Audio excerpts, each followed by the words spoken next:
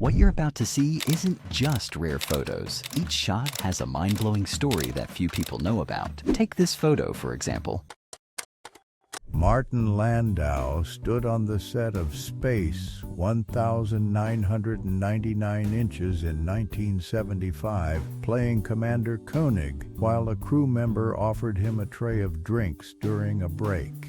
The futuristic set had just been rebuilt after a fire destroyed part of the studio the week before. Landau ad-libbed a line in the next scene, which ended up making the final cut of the episode. Albert Einstein walked with Hideki Yukawa, John Wheeler, and Homi Jehangir Bhabha in 1954, heading to a physics conference at Princeton after a heated debate on quantum theory. Einstein had just challenged Yukawa's ideas on particle interactions, sparking a discussion that lasted through lunch. They stopped to take this photo, unaware it had become a famous snapshot of scientific history. Arnold Schwarzenegger flexed on stage at his first bodybuilding competition in Graz, Austria in 1963, while a local band played in the background to hype the crowd.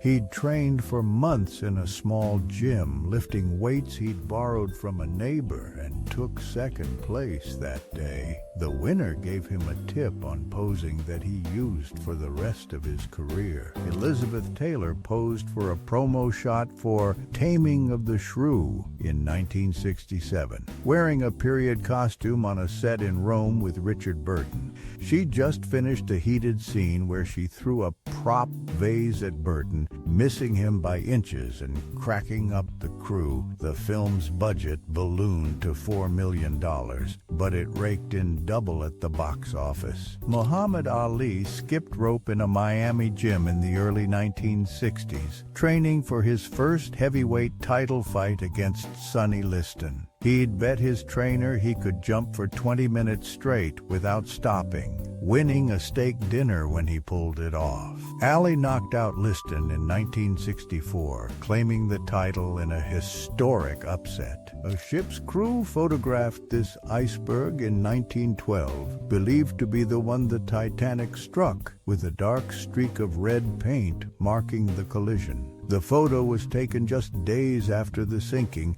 as the crew searched for debris in the icy Atlantic waters. They spotted the iceberg from a mile away, its size dwarfing their vessel. A lineman worked on a tangle of telephone lines in Pratt, Kansas, in 1911, perched on a pole with no safety gear while the streets below stayed busy. He'd been up there for hours, fixing a connection after a storm knocked out half the town's phones. Coney Island packed in thousands on July 4, 1946, with folks flooding the beach and boardwalk to celebrate the first Independence Day after World War II ended. A roller coaster broke down that afternoon, stranding riders for an hour while the crowd below cheered them on. By dusk, the beach was so full you couldn't see the sand anymore. A Moscow reporter stood on Antarctic ice in 1966, holding a mic to a penguin while recording a segment for a Soviet news broadcast. He'd traveled 10 days by ship to get there, and the penguin waddled off mid-interview, leaving him to chase it through the snow. A woman posed in a cat-themed costume in the 1950s, leaning against a tree for a photo shoot in a local park on a chilly fall evening. The outfit was handmade for a Halloween party, but she won a costume contest at a nearby bar that night. Marceline Bertrand attended a charity event in the late 1970s, mingling with actors after stepping away from her own promising career to focus on family.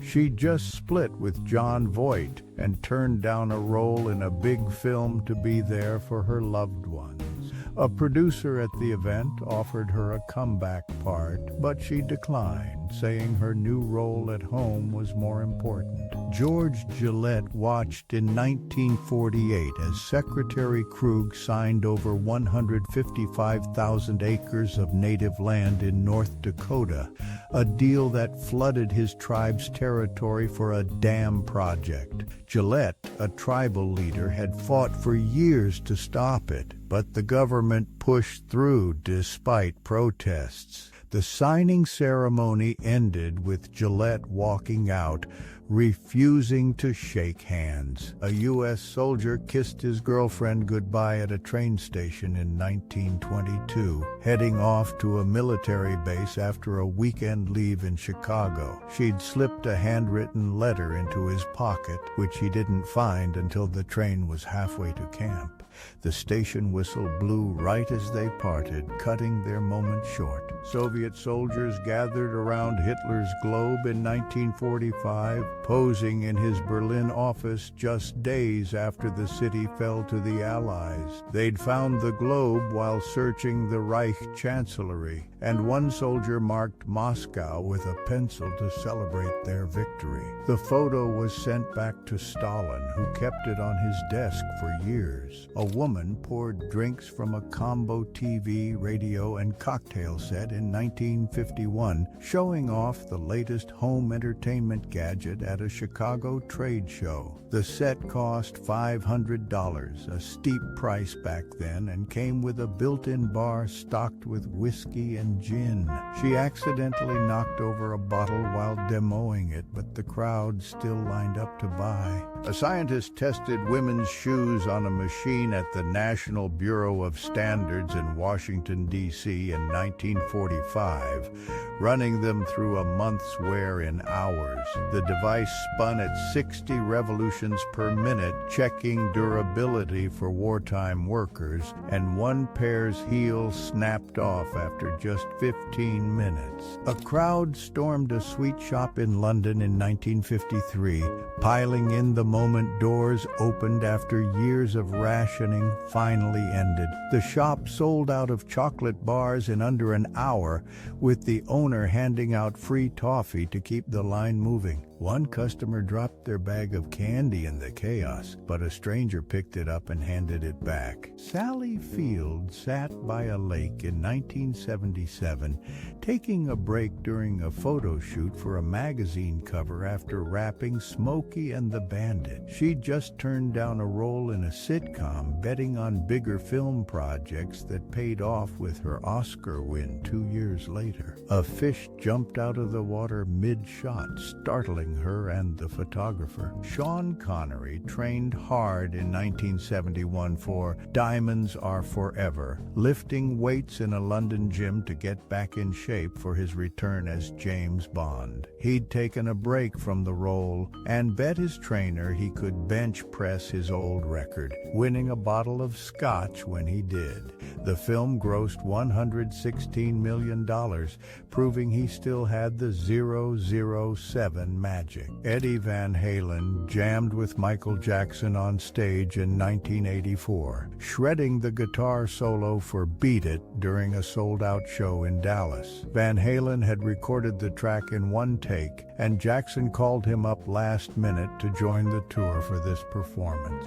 The crowd lost it when Van Halen walked out screaming louder than the amps. Miss America sat under a hair treatment machine in the 1920s, getting a new style at a New York salon after winning her title. The device used heat to set her curls, but it short-circuited halfway through, leaving her with a half-finished look for the evening's gala. She still made headlines, charming the crowd with her quick wit instead. Veronica Lake chatted on the phone in 1942, standing in a studio kitchen set while prepping for a promotional shoot for This Gun for Hire. She'd just turned down a role in a comedy, betting on more dramatic parts that made her a star that year. The blender on the counter broke down mid-shoot, forcing the crew to borrow a replacement from a nearby diner. Pennsylvania Station stood tall in New York in the 1910s, its grand columns and arches bustling with travelers as horse-drawn carriages lined the streets below. A train derailed on the tracks that morning, delaying departures for hours while workers cleared the mess. The station handled over 200 trains a day, a marvel of engineering for its time. Jack Nicholson attended a film premiere in 1978, rocking a tuxedo after wrapping The Shining with Stanley Kubrick earlier that year. He'd just won a bet with a co-star on the red carpet, guessing the runtime of the movie down to the minute. The after-party went late, with Nicholson sneaking out early to avoid the paparazzi. A woman used a coin-op perfume sprayer in a restroom in 1952, picking Chanel from the options on a machine at a Chicago department store. The sprayer cost a dime per use, but jammed after her first spray, leaving her with just a faint scent for the night. She laughed it off, saying it was still better than nothing. The Statue of Liberty stood in a Paris workshop in 1884, surrounded by scaffolding as workers prepared to disassemble it for its journey to New York. A French engineer dropped his hammer from the top, narrowly missing a co-worker below during the final inspection. It took 214 crates to ship the statue across the Atlantic, arriving as a gift to the U.S. the next year. A group of friends posed on the set of Happy Days in the 1950s, laughing backstage after filming a diner scene at Arnold's Drive-In.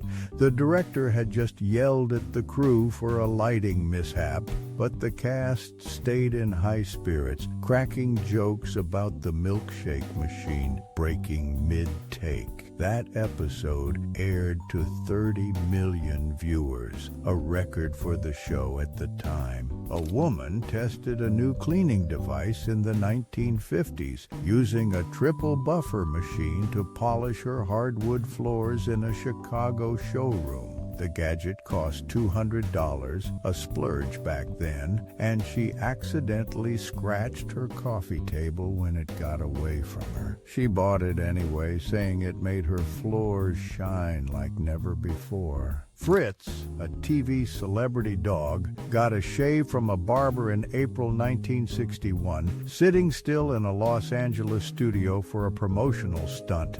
The pup had just appeared on a popular variety show, and the barber nicked his ear by accident, causing Fritz to yelp on live TV. Viewers sent in hundreds of letters demanding Fritz get a treat for his bravery. John Lennon visited the Happy Days set on January 28, 1974, bringing his son to meet the cast during a break in filming at Paramount Studios. He'd just finished recording Mind Games and signed a Fonzie jacket for the crew, who played his new album on set all day. Lennon stayed for lunch, sharing stories